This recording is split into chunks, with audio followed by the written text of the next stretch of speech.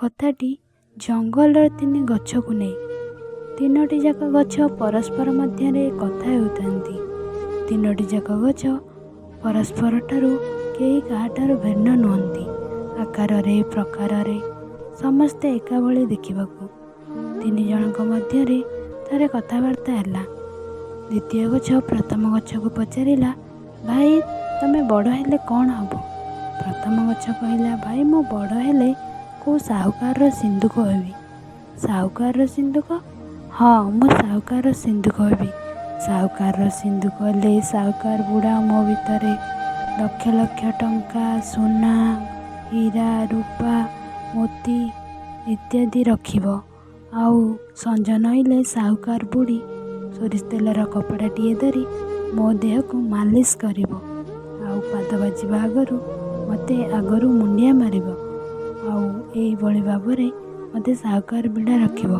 ସାହୁକାର ବୁଢ଼ା ଜମିବାଡ଼ିର କାଗଜପତ୍ର, କବଲପତ୍ର ସବୁ ଆଣି ମୋ ଭିତରେ ରଖିବ। ତେଣୁ ମୁଁ ସାହୁକାର ବୁଢ଼ାର ସିନ୍ଦୁକ ହେବି। ଆଚ୍ଛା ଭାଇ, ମୋ ମନର କଥା ତ ଜାଣିଲ। ଏବେ ତମେ କ'ଣ ହେବ? ଦ୍ୱିତୀୟ ଗଛ କହିଲା, ଭାଇ ମୁଁ ଟିକେ ଅଲଗା ଭାବିଛି। ମୁଁ ଟିକେ ସ୍ୱଭାବରେ ରୋମାଣ୍ଟିକ। ମୁଁ ଯେତେବେଳେ କଟା ହେଇକି ପଟା ହେବି, ମୁଁ କେଉଁ ବୋଇତରେ ଲାଗିଯିବି। ବୋଇତରେ ଲାଗିଗଲେ ନୂଆ ନୂଆ ଦେଶ ବୁଲୁଥିବି, ନୂଆ ନୂଆ ଦେଶବାସୀଙ୍କୁ ଚିହ୍ନୁଥିବି। ସାଗରର ନୀଳ ଢେଉ କାଟି ପୃଥିବୀ ଯାକ ଚକ୍କର କାଟୁଥିବି। ଆଚ୍ଛା, ଆଉ ଦୁଇ ଜଣଙ୍କ କଥା ସରିବା ପରେ ଦୁଇ ଜଣ ଯାକ କହିଲେ ତୃତୀୟ ଗଛକୁ, ଭାଇ ଆମ ମନର କଥା ତ ଜାଣିଲ। ଏବେ ତମେ କୁହ, ତମେ କ'ଣ ହେବ? ତୃତୀୟ ଗଛ ହାଲକା ପବନରେ ହଲିଗଲା ଏବଂ କହିଲା, ମୁଁ ତମ ଭଳି ସାହୁକାରର ସିନ୍ଦୁକ ହେବିନି କି ତାଙ୍କ ଭଳି କେଉଁ ବୋଇତ ହେବିନି। ମୁଁ ଏମିତି ଗଛ ହୋଇ, ଜଙ୍ଗଲର ଗଛ ହୋଇ ଛିଡ଼ା ହେଇଥିବି। ଶୀତ, ବର୍ଷା, କାକର ସବୁ ଖାଉଥିବି। ଦୁଇ ଜଣ ଯାକ ଗଛ, ପ୍ରଥମ ଗଛ, ଦ୍ୱିତୀୟ ଗଛ କହିଲେ, ତୁ କ'ଣ ଜୀବନ ଯାକ ବଞ୍ଚିବା ପାଇଁ ଠିକା ନେଇଛୁ ନା କ'ଣ?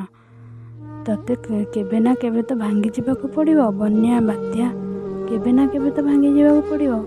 ହଁ, ଭାଙ୍ଗିଗଲେ ମୁଁ କେଉଁ ଗାଁର ଏପଟରୁ ସେପଟକୁ ଯାଇପାରୁନଥିବା ଲୋକମାନଙ୍କର ନଦୀବନ୍ଧ ଟିକେ ହେଇଯିବି। କାଠପୋଲ ଟିକେ ହେଇଯିବି। କାଠପୋଲ ହେଇଯିବୁ। ସ୍କୁଲ ଯାଉନଥିବା ପିଲା ଏପଟରୁ ସେପଟକୁ ମୋ ପିଠିରେ ବାଟ ଚାଲି ସ୍କୁଲ ଯିବେ।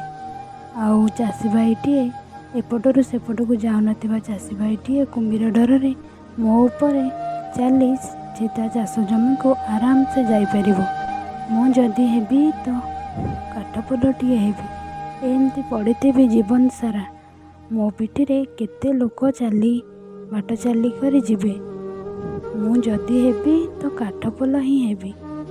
ସେ ସାରା ଗପରୁ ଆମକୁ ଏଇଆ ଶିକ୍ଷା ମିଳିଲା ଯେ ଆମେ ଯଦି କାହାର ଜଣଙ୍କର କାମରେ ଆସିବା, ହୁଏତ ଆମକୁ ଟିକେ ବେଶୀ ଖୁସି ଆଉ ସ୍ନେହ ମିଳିବ। କିନ୍ତୁ ଆମେ ଯଦି ବୋଇତ ଭଳି ଭାବିବା, ତାହେଲେ ଆମେ ନିଜ ସୁଖ ଆଉ ଭ୍ରମଣ ସୁଖ କଥା ଭାବିବା। ଆଉ ଆମେ ଯଦି କାଠପୋଲ, ତୃତୀୟ ଗଛ ଭଳିଆ କାଠପୋଲ କଥା ଭାବିବା, ତାହେଲେ ଆମେ ସାରା ମାନବ ଜାତିର କାମରେ ଆସିବା।